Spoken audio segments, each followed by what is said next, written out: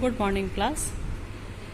Today we are going to discuss functions of central bank. Central bank के functions discuss करेंगे हम बेटा. क्या क्या फंक्शंस हैं? Currency authority first function, banker to the government, bankers bank and supervisor, controller of money supply and credit, custodian of foreign exchange reserve. तो ये हमारे 5 फंक्शंस ऑफ सेंट्रल बैंक है जिसको आज हम डिस्कस करेंगे. ठीक है. See the first function, soul authority of note issue with RBI. जो हमारी कंट्री में करेंसीज बनती हैं और जो इशू करती हैं और जिनको हम लोग यूज़ करते हैं, वो करेंसीज बनाने का जो अथॉरिटी है, जो राइट है, वो सिर्फ और सिर्फ हमारी रिजर्व बैंक ऑफ इंडिया के पास ही है.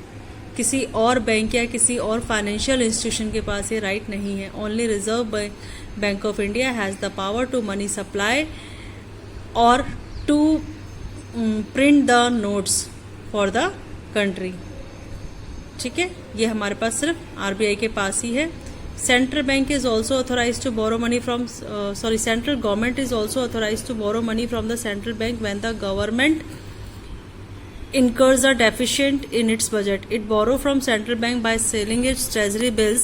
When central bank acquires these securities, it issue new currency. This is known as monetizing the government's debit और डेफिशिएंट फाइनेंस. अगर कभी लगता है ऐसा कि गवर्नमेंट को कि उसके पास पैसे की कमी हो रही है, उसका मनी शॉर्ट हो रहा है, बजट में डेफिशिएंसी आ रही है, तो उस केस में जो सेंट्रल गवर्नमेंट है वो अपने ट्रेजरी बिल्स बेच देती है सेंट्रल बैंक को. ट्रेजरी बिल्स आप पढ़ेंगे उसमें, शायद ये आपका उसमें आएगा, क्या कहते हैं, बिजनेस में. तो ट्रेजरी बिल्स एक तरीके से सिक्योरिटीज होती हैं. जैसे हम लोन ले जाते हैं बैंक से कि बैंक हमें कहता है कि लोन लेना तो अच्छा पहले लाओ कुछ सामान रखो वहाँ पर जिसकी कोई वैल्यू हो. ऐसी ट्रेजरी बिल्स होते हैं जिनकी वैल्यू होती है, जिसे गवर्नमेंट क्या करती है, गिरवी रख देती है आरबीआई के पास, और उसके बदले में क्या करती है, नोट छपवाती है, करेंसीज इशू करवाती है आरबीआई से, ताकि जो गवर्नमेंट का डेफिशिएंट फाइनेंस की कंडीशन है या जो डेप्ट की कंडीशन है वो उससे कुछ हद तक बाहर निकल सके. फिर हमारा आता है बैंकर टू द गवर्नमेंट. जो हमारा आरबीआई है वो एज अ बैंक भी काम करता है हमारी कंट्री की गवर्नमेंट के लिए. जितने भी कंट्री के गवर्नमेंट के अकाउंट में पैसा आता है या जाता है, उन सब का जो रिकॉर्ड है वो आरबीआई मेंटेन करता है. सारी रिसिप्ट्स की, सारी पेमेंट्स की, all records are maintain by RBI. इसके अलावा आरबीआई 2 रोल और प्ले करता है as an agent also. RBI play the role. क्यों? जो भी हमारे पास पब्लिक डेप्ट्स हैं आरबीआई के, वो गवर्नमेंट के, उन सारों का क्या करता है कि कितना पैसा कहाँ से कितना उधार लेना है, कितना देना है, या क्या क्या चीज़ें गवर्नमेंट के फेवर में है, उन सब का प्रॉपर अरेंजमेंट रखना, प्रॉपर उनका ध्यान रखना. नेशनल सिक्योरिटीज आरबीआई को लेना और बेचना गवर्नमेंट के बिहाफ पे, वो सब हमारा काम आरबीआई करता है. अगर हम किसी के बिहाफ पे कोई काम करते हैं तो वी आर कॉल्ड एजेंट. इसी तरीके से आरबीआई भी क्या करता है, गवर्नमेंट के बिहाफ पे एनएससीज का सेल और परचेज करता है.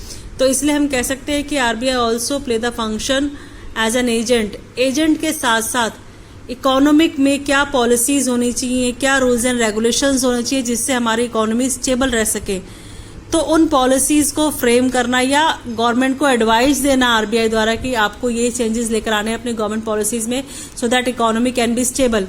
तो एक तरीके से फाइनेंशियल एडवाइजर भी है आरबीआई हमारी गवर्नमेंट का. जो हमारा आरबीआई है एज अ बैंक भी काम करता है गवर्नमेंट के लिए, उनके सारे अकाउंट्स वगैरह मेंटेन करता है. एज एन एजेंट भी काम करता है उनके बिहाफ पे एनएससीज का सेल परचेज करवा के, और इकोनॉमी स्टेबल करने के लिए time to time financial advice भी करता रहता है हमारा आरबीआई. तो ये हमारा हुआ बैंकर टू द गवर्नमेंट. फिर हमारा आता है bankers bank and supervisory role. Bankers bank and supervisory role में क्या है, जिस तरीके से कमर्शियल बैंक डील करता है पब्लिक से, सेम उसी तरीके से आरबीआई भी डील करती है कमर्शियल बैंक से. अगर कमर्शियल बैंक लोन दे रहा है पब्लिक का और उनका पैसा ले रहा है, तो सेम आरबीआई भी करता है कि कमर्शियल बैंक को लोन देता भी है और जो उनका सरप्लस फंड है उसे अपने पास जमा भी करता है उनके अकाउंट में.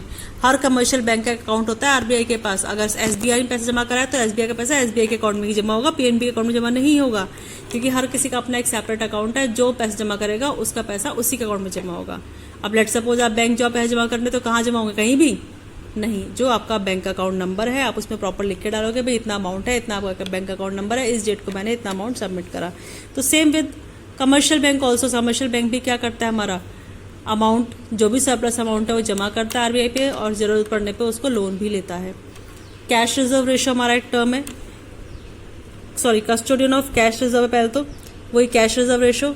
हर कमर्शियल बैंक को अपने टोटल डिपॉजिट्स का एक फिक्स करता है। हर कमर्शियल बैंक को बेटा अपने total deposit, let suppose commercial bank के पास आज पूरे दिन में जो डिपॉजिट आए वो 10 लाख के आए, आरबीआई ने क्या रखा है कि 10% यू हैव टू डिपॉजिट, तो 10% आप निकालेंगे 10 लाख का, ठीक है।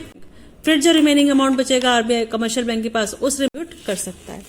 फिर आपका lander of the last resort point आता है। Lander of the last resort में क्या है बेटा, इसमें जब भी कमर्शियल बैंक को फाइनेंशियल प्रॉब्लम होती है, पैसे की जरूरत होती है, तो उस केस में वो आरबीआई को ही अप्रोच करता है, वहीं से लोन लेना पसंद करता है। इसलिए हम कह सकते हैं कि RBI also perform the function as a lender of the last resort, और डिस्काउंट पे ऑफर करता है वो उन्हें, कभी उनके बिल ऑफ एक्सचेंज ले लेता है, कभी सिक्योरिटीज रख लेता है, ठीक है ना, तब लोन प्रोवाइड करता है, फ्री में नहीं। क्लियरिंग हाउस फंक्शन वाला पॉइंट हमारा क्या कहता है, इसमें हमारा ये आता है कि जब भी दो कमर्शियल बैंक आपस में लेन देन करते हैं चेक के थ्रू, तो उस चेक को जो क्लियरेंस करने का जो राइट है वो राइट भी हमारा आरबीआई के पास ही है, क्योंकि जब दो बैंक आपस में लेन देन करेंगे चेक के थ्रू, तो अब मैंने बताया हर कमर्शियल बैंक का अकाउंट कहाँ होता है, आरबीआई के पास, तो आरबीआई के पास ही चेक जाएगा, पहले आरबीआई से चेक करेगा, क्लियर करेगा, तब पैसा एक बैंक से दूसरे बैंक में ट्रांसफर करा जाता है, ठीक है ना। तो ये हमारा फंक्शंस था। एक हमारा लास्ट पॉइंट ये भी है, इसको हम बेटा कल डिस्कस करेंगे। ये पॉइंट लंबा है, इसमें 4-5 पॉइंट्स आते हैं, तो they are called control of money supply, और हमारे कोर्स में भी नहीं है अब तो ये। अब ये हमारा नेक्स्ट चैप्टर एक एक्सेस डिमांड, एफिशिएंट डिमांड है, वहाँ ऐड हुआ है। इन टॉपिक्स को हम वहाँ डिस्कस करेंगे। Thank you.